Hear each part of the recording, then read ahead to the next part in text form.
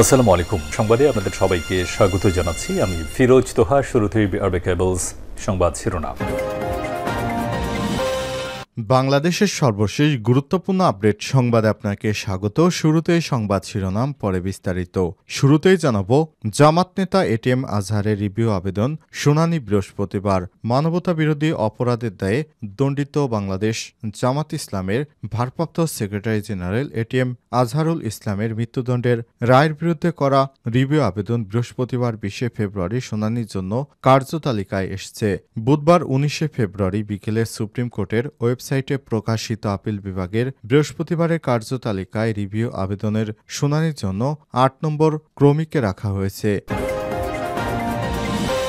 এরপর জানাবো, 2018 সালে নির্বাচনের দায়িত্ব পালন করা 33 জন ডিসিকে ওএসডি করে প্রজ্ঞাপন জারি। 2018 সালে জাতীয় নির্বাচনে জেলা প্রশাসক ও রিটার্নিং কর্মকর্তা হিসেবে দায়িত্ব পালন করা 33 জন জেলা প্রশাসককে ডিসিদের বিশেষ ভারপ্রাপ্ত কর্মকর্তা ওএসডি করে প্রজ্ঞাপন জারি করা হয়েছে।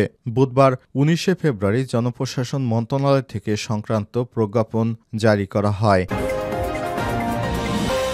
এদিকে কুয়েটে আর্ট ভবনে তালা দিল শিক্ষার্থীরা, একাডেমিক কার্যক্রম স্থগিত। দিনভর বিক্ষোভে উত্তাল খুলনা প্রকৌশল ও প্রযুক্তি বিশ্ববিদ্যালয় কুয়েট। দাবি পূরণ না হয় 7টি একাডেমিক ভবন ও একটি প্রশাসনিক ভবনে তালা ঝুলিয়ে দিয়েছে শিক্ষার্থীরা। এদিকে বিশ্ববিদ্যালয় সিন্ডিকেট সভায় একাডেমিক কার্যক্রম 28 ফেব্রুয়ারি পর্যন্ত স্থগিত করা হয়েছে।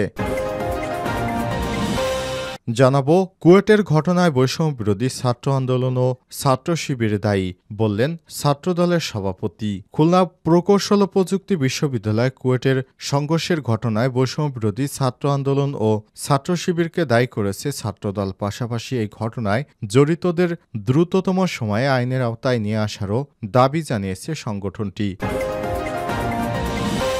এদিকে সরকারি কাজ পেতে শ্রমিক কল্যাণে দিতে হবে লভ্যাংশের টাকা, বললেন উপদেষ্টা সাখাওয়াত। নির্মাণ কোম্পানিগুলোকে লভ্যাংশ থেকে শ্রমিক কল্যাণ তহবিলে অর্থ জমা দেওয়ার আহ্বান জানিয়েছে শ্রম কর্মসংস্থান উপদেষ্টা ব্রিগেডিয়ার জেনারেল অবসরপ্রাপ্ত ড.এম.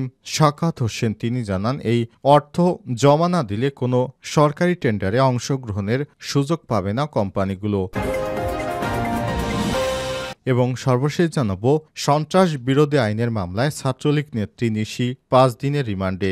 সন্ত্রাস বিরোধী আইনের মামলায় ছাত্রলীগের সাবেক কেন্দ্রীয় যুগ্ম সম্পাদক বেনজির হোসেন নিশিকে 5 দিনের রিমান্ডে দিয়েছে আদালত। বুধবার 19 ফেব্রুয়ারি ঢাকার মেট্রোপলিটন ম্যাজিস্ট্রেট এম.এ. আজহারুল ইসলামের আদালত এ আদেশ দেন। এদিন কলাবাগান থানার মামলায় গ্রেপ্তার ছাত্রলীগের কেন্দ্রীয় কমিটির যুগ্ম সাধারণ সম্পাদক ও ঢাকা বিশ্ববিদ্যালয়ের ঢাবি বঙ্গমাতা ফজিলতুন্নেসা মুজিব হলের সভাপতি বেনজির হোসেন নিশিকে আদালতে হাজির করে 7 দিনের রিমান্ডে নিতে আবেদন করেন তদন্ত কর্মকর্তা। প্রিয় দর্শক, এতক্ষণ শুনছিলেন সংবাদ শিরোনাম, এবারে বিস্তারিত। তবে তার আগে বন্ধুরা, অনুরোধ থাকবে সংবাদটিতে একটি লাইক দিন। এই চ্যানেলে আপনি নতুন হয়ে থাকলে আমাদের সংবাদটি দেখতে দেখতে চ্যানেলটি সাবস্ক্রাইব করে রাখুন। কমেন্ট করে বন্ধুরা আপনার মূল্যবান মতামত জানিয়ে দিন আপনি বিশ্বের কোন দেশ থেকে বা বাংলাদেশের কোন স্থান থেকে আমাদের সংবাদটি দেখছেন এবং শুনছেন। এবারে বিস্তারিত। জামাত নেতা এটিএম আজহারের রিভিউ শুনানি বৃহস্পতিবার। মানবতা বিরোধী অপরাধের মামলায় জামাতের সাবেক ভারপ্রাপ্ত সেক্রেটারি জেনারেল এটিএম আজহারুল ইসলামের মৃত্যুদণ্ডের রায়ের বিরুদ্ধে করা রিভিউ আবেদন বৃহস্পতিবার 20 ফেব্রুয়ারি শুনানির জন্য কার্যতালিকায় এসেছে। বৃহস্পতিবার 19 ফেব্রুয়ারি বিকেলে সুপ্রিম কোর্টের ওয়েবসাইটে প্রকাশিত আপিল বিভাগের বৃহস্পতিবারের কার্যতালিকায় রিভিউ আবেদনটি শুনানির জন্য 8 নম্বর ক্রমিকে রাখা হয়েছে। ওই দিন প্রধান বিচারপতি ড. সৈয়দ রেফাত আহমেদের নেতৃত্বাধীন বেঞ্চে এ বিষয়ে শুনানি হবে। আদালতে জামাত নেতা আজহারের পক্ষে শুনানি করবেন জ্যেষ্ঠ আইনজীবী ব্যারিস্টার আব্দুর রাজ্জাক। তাকে সহযোগিতা করবেন ব্যারিস্টার এহসান আবদুল্লাহ সিদ্দিকী, অ্যাডভোকেট মোহাম্মদ শিশির মনির, ব্যারিস্টার নজিব মোমেন। গত 23 জানুয়ারি মানবতা বিরোধী অপরাধের মামলায় জামাত নেতা এটিএম আজহারুল ইসলামের মৃত্যুদণ্ডের রায়ের বিরুদ্ধে রিভিউ আবেদনের শুনানি পিছিয়ে 20 ফেব্রুয়ারি দিন ধার্য করে আপিল বিভাগ। প্রধান বিচারপতি ড. সৈয়দ রেফাত আহমেদের নেতৃত্বে 4 বিচারপতির আপিল বেঞ্চ এ আদেশ দেন। বেঞ্চে বিচারপতি না থাকায় আদালতের শুনানি দিন পিছিয়ে দেন। 2019 সালের 23 অক্টোবর মানবতাবিরোধী অপরাধের মামলায় জামাত নেতা এটিএম আজহারুল ইসলামের মৃত্যুদণ্ডের রায় বহাল রাখে আপিল বিভাগ। তখন প্রধান বিচারপতি সৈয়দ মাহমুদ হোসেনের নেতৃত্বাধীন আপিল বিভাগ এ রায় দেন। পরে এই রায়ের বিরুদ্ধে রিভিউ আবেদন করেন জামাত নেতা আজহারুল ইসলাম। 2014 সালের 30 ডিসেম্বর আজহারকে ফাঁসিতে ঝুলে মৃত্যুদণ্ডাদেশ দেয় আন্তর্জাতিক অপরাধ ট্রাইব্যুনাল। 2018 সালে নির্বাচনের দায়িত্ব পালন করা 33 ডিসিকে ওএসডি প্রজ্ঞাপন জারি। 2018 সালে জাতীয় নির্বাচনে জেলা প্রশাসক ও রিটার্নিং কর্মকর্তা হিসেবে দায়িত্ব পালন করা 33 জন জেলা প্রশাসক ডিসিকে বিশেষ ভারপ্রাপ্ত কর্মকর্তা ওএসডি করে প্রজ্ঞাপন জারি করা হয়েছে। বুধবার 19 ফেব্রুয়ারি জনপ্রশাসন মন্ত্রণালয় থেকে সংক্রান্ত প্রজ্ঞাপন জারি করা হয়েছে। প্রজ্ঞাপনে বলা হয়েছে, একাদশ জাতীয় সংসদ নির্বাচনের পর যেসব এসপি ও ইউনিট প্রধানরা বিপিএম পিপিএম এ পদক পেয়েছিল তাও বাতিল করা হলো। একই কারণে এর আগেও ওএসডি করা হয় 12 জন ডিসিকে। ওএসডি করা কর্মকর্তাদের তালিকা দেখতে ওয়েবসাইটে ক্লিক করতে পারেন। কুয়েটে আর্ট ভবনে তালা দিল শিক্ষার্থীরা, একাডেমিক কার্যক্রম স্থগিত। দিনভর বিক্ষোভে উত্তাল খুলনা প্রকৌশল ও প্রযুক্তি বিশ্ববিদ্যালয়। কুয়েট দাবি পূরণ না হয় 7টি একাডেমিক ভবন ও একটি প্রশাসনিক ভবনে তালা ঝুলিয়ে দিয়েছে শিক্ষার্থীরা। এদিকে বিশ্ববিদ্যালয় সিন্ডিকেট সভায় একাডেমিক কার্যক্রম 28 ফেব্রুয়ারি পর্যন্ত স্থগিত করা হয়েছে। হামলাকারীদের শাস্তি, উপাচার্য ও উপ উপাচার্যের পদত্যাগ সহ 6 দফা দাবিতে বুধবার 19 ফেব্রুয়ারি সকাল থেকে ক্যাম্পাসে বিক্ষোভ করে কুয়েটের সাধারণ শিক্ষার্থীরা। হয়নি কোনো ক্লাস, পরীক্ষা। দুপুর 1টার মধ্যে দাবি পূরণ না হয় 7টি একাডেমিক ভবন ও একটি প্রশাসনিক ভবনে তালা ঝুলিয়ে দেয় শিক্ষার্থীরা। মঙ্গলবার হামলার জন্য ছাত্রদলকে দায়ী করেছে সাধারণ শিক্ষার্থীরা। তারা এখনও কুয়েটের মেডিকেল সেন্টারের সামনে অবস্থান করছে।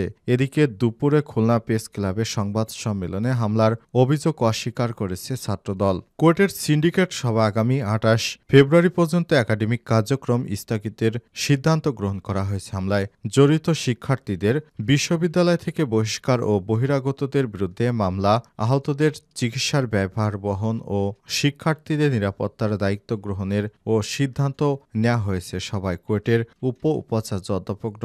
শেখ শরীফুল আলম সিন্ডিকেট সভায় এসব সিদ্ধান্তের সত্যতা নিশ্চিত করেছেন।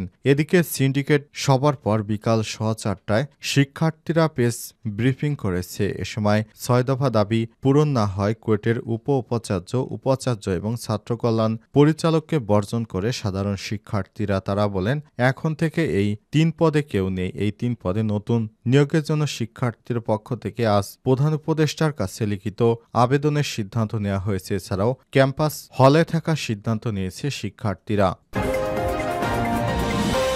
কুয়েটের ঘটনায় বৈষম্যবিরোধী ছাত্র আন্দোলন ও ছাত্র শিবির দায়ী, দাবি ছাত্রদলের। খুলনা প্রকৌশল ও প্রযুক্তি বিশ্ববিদ্যালয় কুয়েটের সংঘর্ষের ঘটনায় বৈষম্যবিরোধী ছাত্র আন্দোলন ও ছাত্র শিবিরকে দায়ী করেছে ছাত্রদল। পাশাপাশি এই ঘটনায় জড়িতদের দ্রুততম সময়ের মধ্যে আইনের আওতায় নিয়ে আসারও দাবি জানিয়েছে সংগঠনটি। বুধবার 19 ফেব্রুয়ারি ঢাকা বিশ্ববিদ্যালয় ছাত্র শিক্ষক কেন্দ্র টিএসসি গেমস রুমে আয়োজিত সংবাদ সম্মেলনে দাবি করেন ছাত্রদলের কেন্দ্রীয় সভাপতি রাকিবুল ইসলাম রাকিব ও সাধারণ সম্পাদক নাসির উদ্দিন নাসের। ছাত্রদল নেতারা দাবি করেন কুয়েটে তাদের কোনো কমিটি নেই এবং এই ঘটনার সঙ্গে কোনো সম্পৃক্ততাও নেই। তারা অভিযোগ করেছেন ছাত্র শিবির গোপনে রাজনীতি করে ক্যাম্পাসগুলোতে মব তৈরি করেছে। প্রথমে ছাত্রদল নেতাদের উপর হামলা করে তাদের উপর দায় চাপিয়ে দেওয়ার লোটার চেষ্টা করছে সংগঠনটি। সংবাদ সম্মেলনে ছাত্রদল সভাপতি বলেন, ছাত্রদলের ইতিবাচক রাজনীতি সহ্য করতে না পেরে